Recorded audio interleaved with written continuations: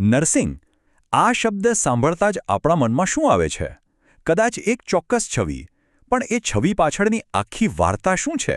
આજે આપણે નર્સિંગના એ જ ગુપ્ત ઇતિહાસના પાના ઉથલાવવાના છીએ, જે કદાચ આપણે ક્યારેય જાણ્યો જ નથી. ચાલો, 1 મિનિટ માટે આંખો બંધ કરીને વિચારીએ. હું કહું નર્સ, તો મનમાં શું દેખાય છે? મોટાભાગના લોકો માટે એ જ સફેદ યુનિફોર્મ, માથા પર પેલી કેપ અને હાથમાં દીવો, બરાબર ને? અને હા, એ છબી લગભગ હંમેશા એક જ વ્યક્તિ સાથે જોડાયેલી હોય છે, Florence Nightingale, the lady with the lamp. એમને આધુનિક નર્સિંગના પ્રણેતા માનવામાં આવે છે. પણ શું વાર્તા ખરેખર ત્યાંથી જ શરૂ થાય છે? આ એક મજેદાર કિસ્સો છે. એક ક્વિઝ શો ચાલી રહ્યો હતો અને સવાલ હતો ક્રિમિયામાં સેવા આપનાર એક નર્સ વિશે. બધાએ ફટાફટ જવાબ આપ્યો, ફ્લોરેન્સ નાઇટિંગેલ. પણ એક ખોટો હતો. સાચો જવાબ હતો મેરી સીકોલ. હવે જુઓ, આ ક્યાં એક ભૂલ નથી. આ આપણને એ વિચારવા પર મજબૂર કરે છે કે ઇતિહાસમાં આવી કેટલી બધી મહત્વની કહાનીઓ આપણે ચૂકી ગયા છીએ. તો ચાલો થોડા ઊંડા ઉતરીએ, સમયમાં થોડા પાછા જઈએ. ફ્લોરેન્સ નાઇટિંગેલના પણ સદીઓ પહેલાં શું ત્યારે નર્સિંગ હતું જ નહીં? વાર્તા તો ત્યાંથી જ શરૂ થાય છે. દુનિયાની પહેલી, એકદમ પહેલી નર્સિંગ સ્કૂલ ક્યાં હશે, શું લાગે છે? યુરોપમાં? અમેરિકામાં? ના, એ હતી ભારતમાં, અને એ પણ આજથી લગભગ 2500 વર્ષ પહેલાં, ઈસવીસન પૂર્વે 250માં. પણ સૌથી મોટી નવાઈની વાત તો એ છે કે એમાં ફક્ત ને ફક્ત પુરુષોને જ એડમિશન મળતું હતું. આ એક જ વાત નર્સિંગ વિશેની આપણી બધી જ માન્યતાઓને હચમચાવી દે છે, ખરું ને? અને એ કોઈ એવી તેવી તાલીમ નહોતી હો. ત્યાં શીખવવામાં આવતી સ્કિલ્સ જુઓ તો ખરા. સારું વર્તન, સ્વચ્છતા, ચતુરાઈ. એટલું જ નહીં, રસોઈ બનાવવાથી લઈને દર્દીને નવડાવવા, માલિશ કરવા અને દવાઓ તૈયાર કરવા સુધી બધું જ. આના પરથી જ ખ્યાલ આવે કે આ વ્યવસાયના મૂળ કેટલા ઊંડા અને પ્રોફેશનલ હતા. હવે ભારતથી સીધા યુરોપ જઈએ. ત્યાં પણ આવી જ કેટલીક અજાણી વાર્તાઓ છે. 16મી સદીની વાત છે. Saint Camillus de Lellis. આ એ વ્યક્તિ છે જે એક સમયે સૈનિક હતા, જુગારી હતા, અને પછી તેમણે નર્સિંગના ક્ષેત્રમાં એવી ક્રાંતિ આણી જેની બહુ ઓછા લોકોને ખબર છે. એમનું કામ ખરેખર અદ્ભુત હતું. તેમણે શું કર્યું? યુદ્ધના મેદાનમાં સૈનિકો માટે નર્સોની વ્યવસ્થા કરી, પ્લેગ જેવી ભયંકર મહામારીમાં પીડિતોની સેવા કરી, અને એક બહુ જ રસપ્રદ વાત, એમણે એ નિયમ બનાવ્યો કે કોઈના મૃત્યુ પછી 15 મિનિટ રાહ જોવી, જેથી કોઈને ભૂલથી જીવતા ન દફનાવી દેવાય. અને હા, એમના યોગદાનનું સૌથી મોટું પ્રતીક, એમના કપડા પરનો લાલ ક્રોસ, જે આજે દુનિયાભરમાં રેડ ક્રોસ તરીકે ઓળખાય છે.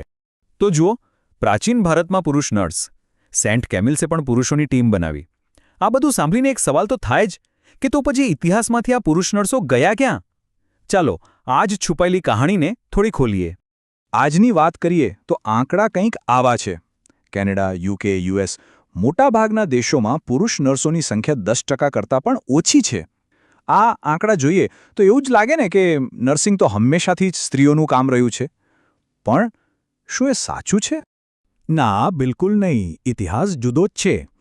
8મી સદીમાં બગદાદની હોસ્પિટલો હોય કે 19મી સદીનું અમેરિકન ગૃહયુદ્ધ, પુરુષો હંમેશા નર્સિંગનો એક મહત્વનો ભાગ રહ્યા છે.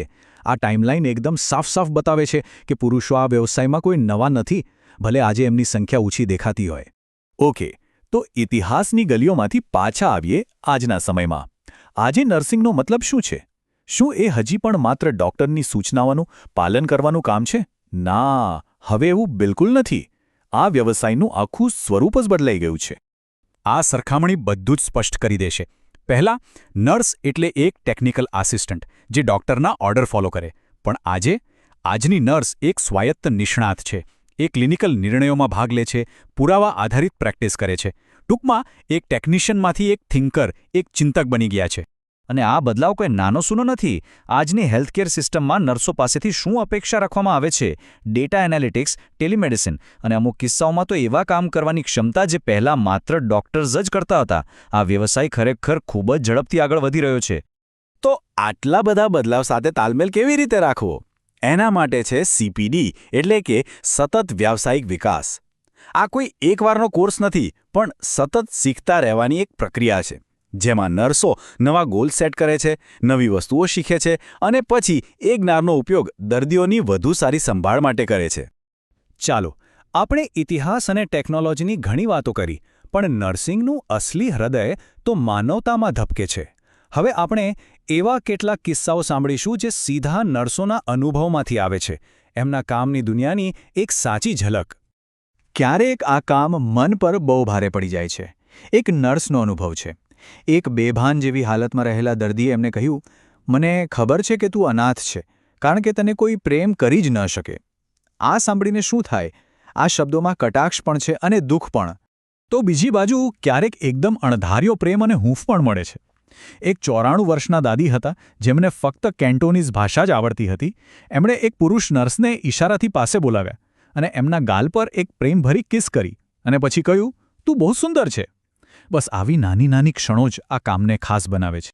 અને હા, ક્યારેક રમૂજી ભૂલો પણ થઈ જાય છે. એક નર્સ ખુશ થતાં થતાં એક દર્દીના રૂમમાં ગયા અને એમના બાળકોને જોઈને બોલ્યા, અરે વાહ, અને બીજું એક આવવાની તૈયારીમાં છે. અને પછી એકદમ શાંતિ. પેલી સ્ત્રીએ કહ્યું, હું પ્રેગ્નન્ટ નથી. એ દિવસથી એ નર્સે એક પાઠ શીખી લીધો. ક્યારેય કોઈ સ્ત્રી પ્રેગ્નન્ટ છે એ હું ધારી ન લેવું. અને કેટલીક વાતો તો એવી હોય છે જે તમે ક્યારે ભૂલી ન શકો. એક દર્દીએ નર્સને કહ્યું કે મારે તમારી સાથે બહુ ગંભીર વાત કરવી છે. નર્સ તૈયાર થઈ ગઈ. દર્દીએ એમની સામે જોયું અને એકદમ શાંતિથી કહ્યું, મને માફ કરજો, પણ તમે તમારો આત્મા ગુમાવી દીધો છે. વિચારો, આ કામમાં આવા અજીબ અને અકલ્પનીય અનુભવો પણ થાય છે. તો પ્રાચીન ભારતથી લઈને આજના આધુનિક આઈસીયુ સુધી આપણે શું જોયું કે નર્સિંગની વાર્તા કોઈ એક વ્યક્તિની, કોઈ એક ફ્લોરેન્સ નાઇટિંગેલની નથી. આ તો લાખો કરોડો અનામી ચહેરાઓની, અસંખ્ય ક્ષણોની વાર્તા છે, જેમાં કૌશલ્ય છે, વિજ્ઞાન છે અને એ બધાથી ઉપર માનવતા છે. આખી વાત પછી એક છેલ્લો સવાલ. પેલી કેપ અને દીવાની છબીથી આગળ વધીને ખરા અર્થમાં કોઈની દેખભાળ કરવાનો, કોઈની સંભાળ લેવાનો મતલબ શું થાય છે? આ એક એવો પ્રશ્ન છે જે આપણને આ અદ્ભુત વ્યવસાયની ઊંડાઈ અને એના સાચા સ્વરૂપ વિશે વિચારવા માટે મજબૂર કરે છે.